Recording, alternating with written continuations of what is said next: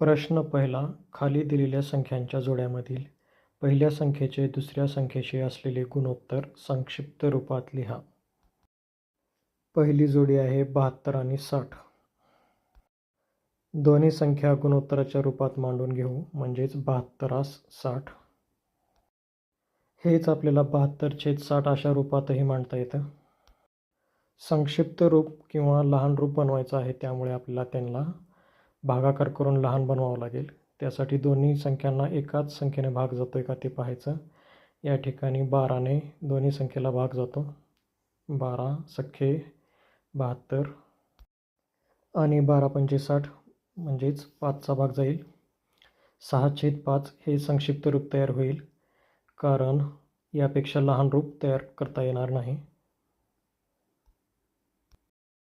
त्याला आपण 6/5 अशा रूपातही मांडू शकतो. दुसरी जोडी आहे 38 आणि 57.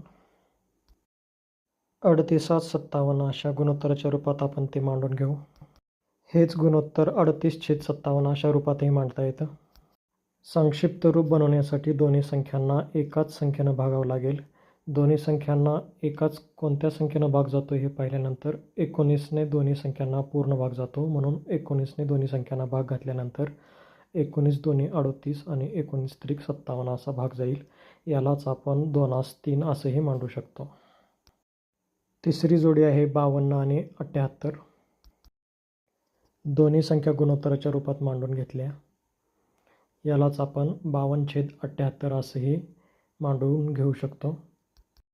संक्षिप्त रूप बनवण्यासाठी दोन्ही संख्यांना एकाच समान संख्येनं भाग घालावा लागेल. 26ने दोन्ही संख्यांना पूर्ण भाग जातो. 26 दोन्ही 52 आणि 26 त्रिक 78. 2/3 हे गुणोत्तर येईल. त्यालाच आपण 2/3 असंही मांडू शकतो.